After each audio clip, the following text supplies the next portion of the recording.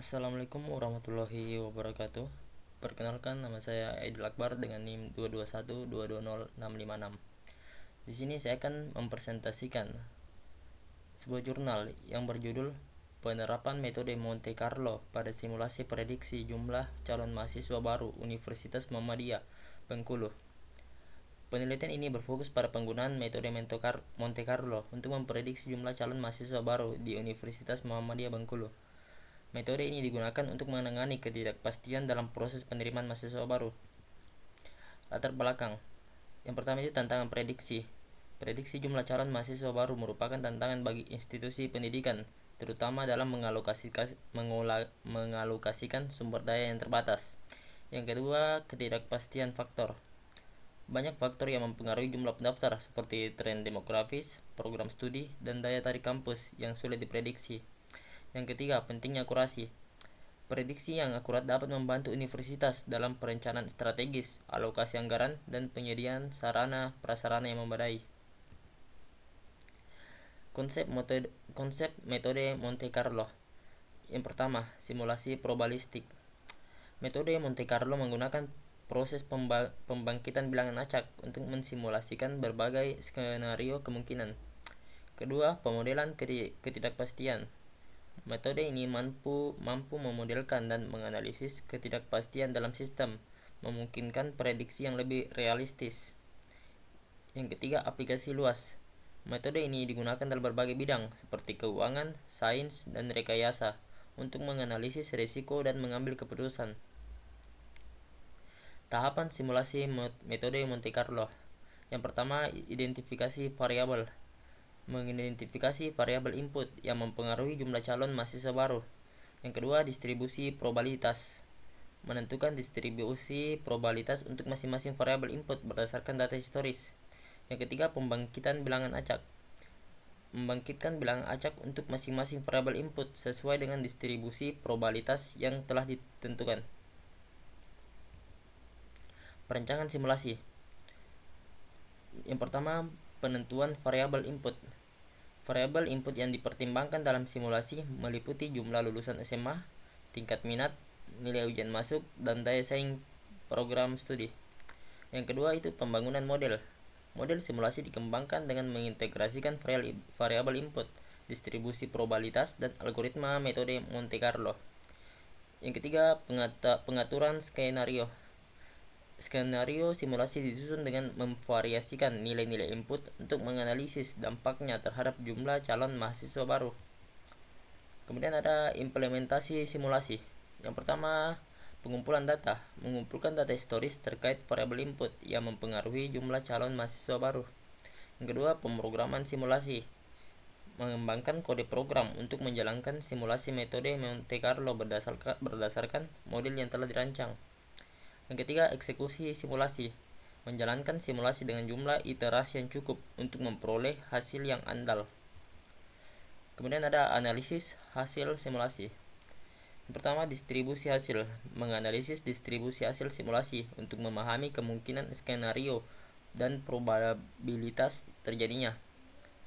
Kedua, sensitivitas faktor.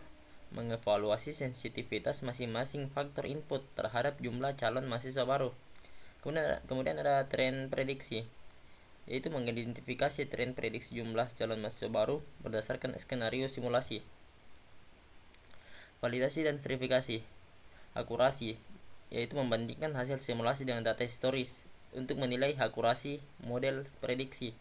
Kemudian kekuatan, menguji keandalan model dengan menggunakan berbagai skenario dan analisis sensitivitas. Kemudian ada reliabilitas, yaitu memastikan konsistensi dan keandalan hasil simulasi melalui pengulangan dan analisis statistik. Kemudian ada pembahasan. Yang pertama, keunggulan metode. Keunggulannya itu dapat memperhitungkan ketidakpastian faktor input, memberikan distribusi kemungkinan hasil prediksi, dan memudahkan analisis sensitivitas dan skenario. Keterbatasan, yaitu pertama itu bergantung pada kualitas data input dan asumsi distribusi. Kedua, membutuhkan kemampuan komputasi yang cukup. Ketiga, interpretasi hasil simulasi membutuhkan pemahaman statistik. Kemudian implikasi praktis. Yang pertama itu membantu universitas dalam perencanaan strategis penerimaan mahasiswa baru. Selanjutnya mengoptimalkan alokasi sumber daya dan infrastruktur. Kemudian meningkatkan daya saing dan kepuasan calon mahasiswa. Kesimpulan dan saran.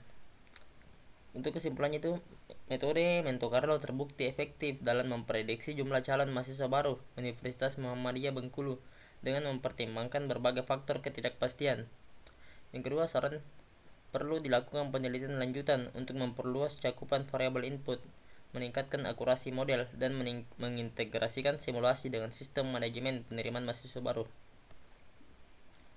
Oke, sekian untuk presentasi dari PPT. Saya akan melanjutkan dengan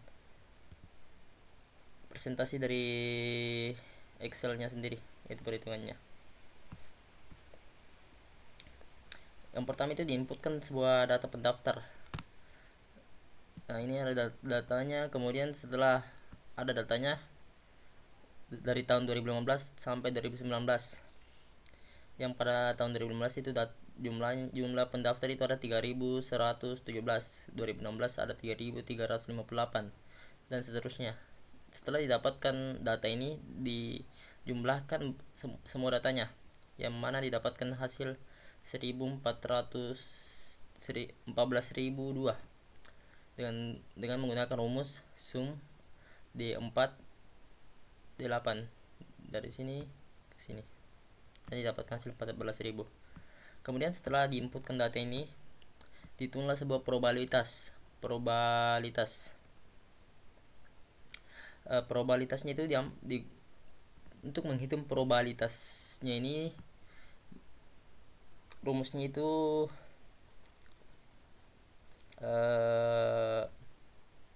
nah ini rumusnya itu jumlah pendaftar di tahun ini dibagi dengan total seluruh pendaftar yang diinputkan, dan ditemukan hasil ini 0,223.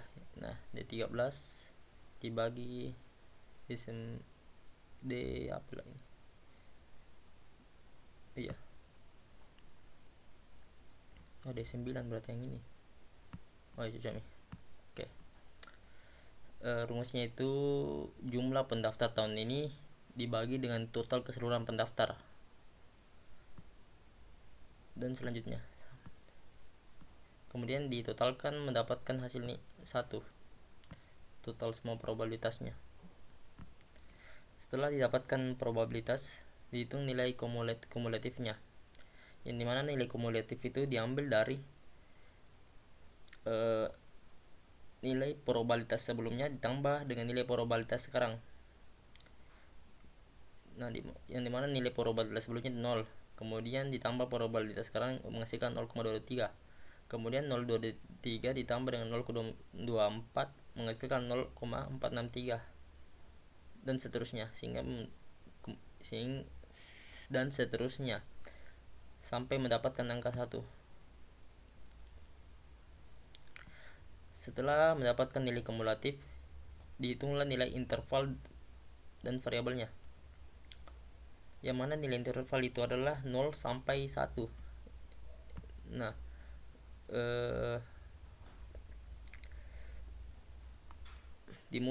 nilai interval itu dimulai dari 0, yang kemudian diambil 0 sampai nilai kumulatif dikurang dengan 1, dikurang dengan 0.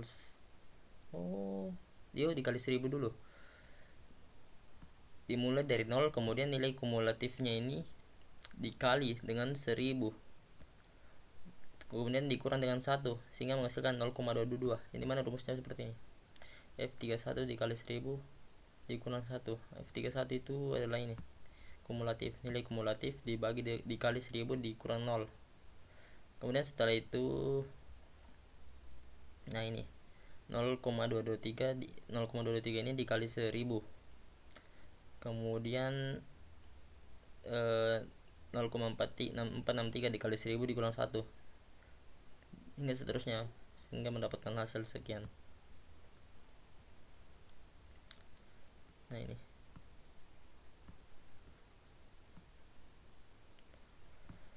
Terus langkah selanjutnya adalah membentuk bilangan acak, yaitu dengan rumus dan ketentuan sebagai berikut. Yang dimana XI sama dengan A dikali ZI kurang 1 ditambah C modulus M, yang dimana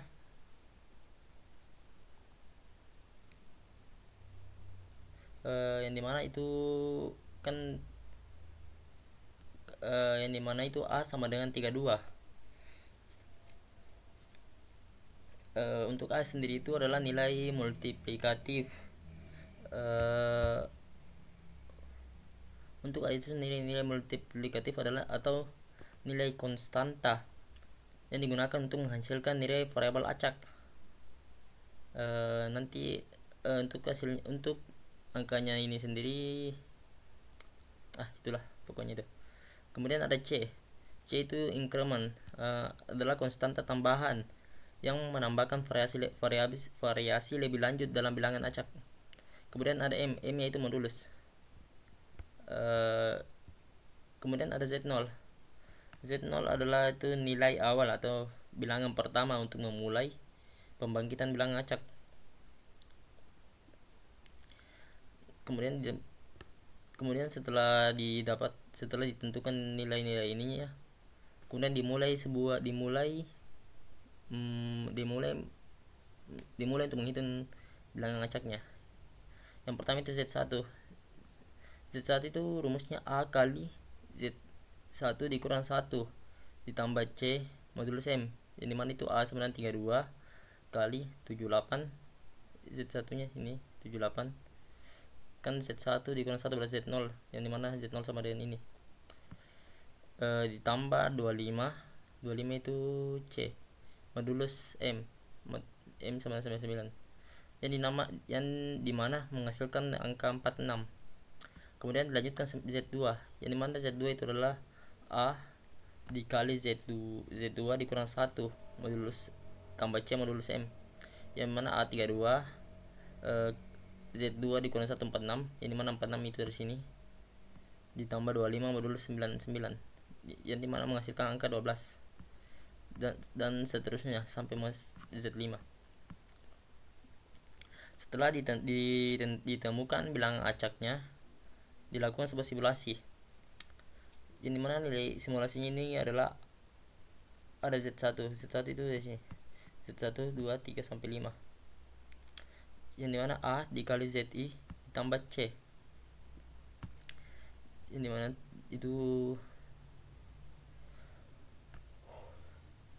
32, A itu 32, yang diambil dari sini, A itu 32 dikali ZI itu ini F56 ini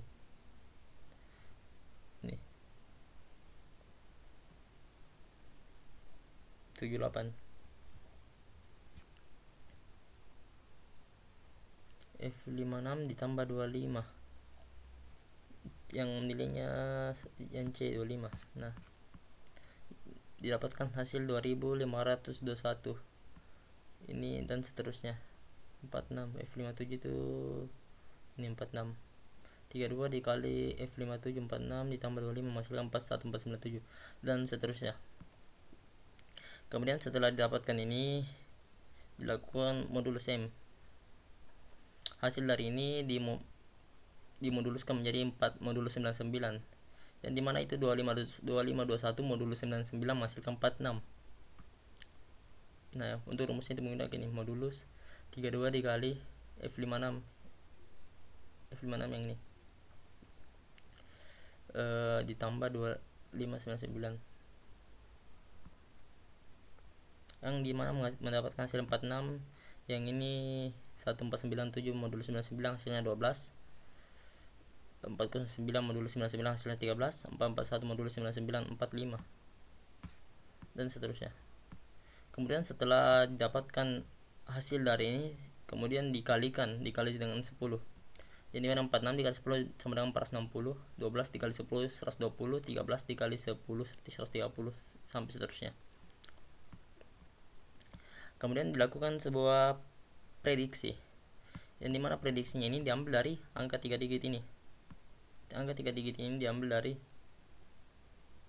sini interval 460 itu interval antara 223462, yang dimana 223462 ini adalah ini jumlah dari tahun 2016, yang dimana 2016 itu nilainya 3358, diambil nilai 3358. Untuk 120 itu masuk di interval yang pertama dengan jumlah 3117. 130 yang masih di kriteria yang pertama. Yang keempat dia 450. 450 masuk di sini. Ini mah 3358. Kemudian ini 790, yang dimana 790 yang keempat ya. Dengan jumlah 2362. Nah, setelah didapatkan hasil prediksi ini untuk rumusnya saya menggunakan ini, if AND R35 lebih besar dari itulah lumayan panjang.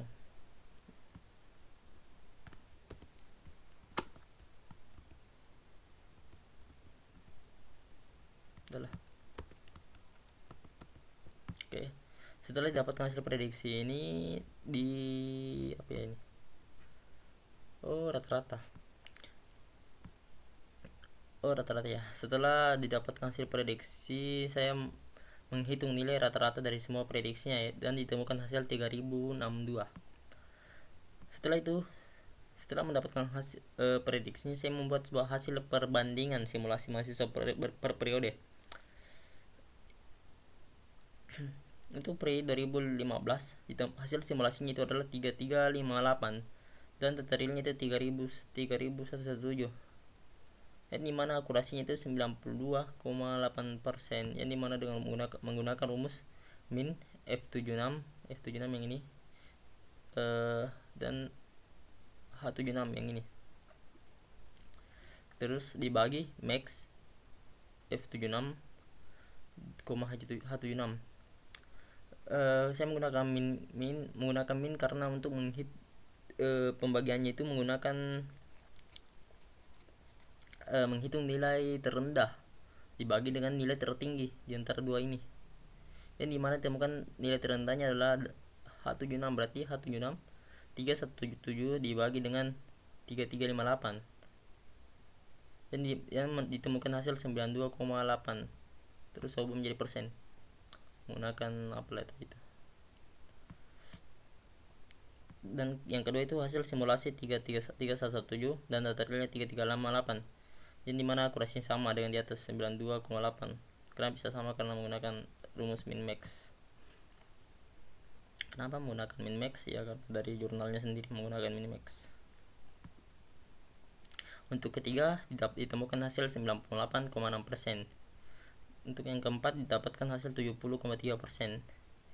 Dan untuk yang terakhir di tahun 2019 ditemukan hasil 88,6%.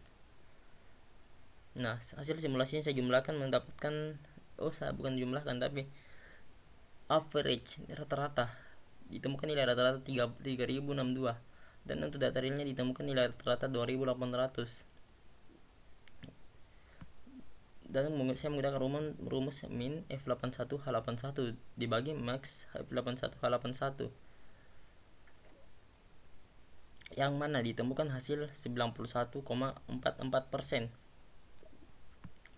Jadi untuk nilai akurasi keseluruhannya itu ditemukan hasil 91,44, yang dimana lumayan tinggi untuk hasil prediksinya sendiri. Oke, sekian presentasi dari saya. Wassalamualaikum warahmatullahi wabarakatuh.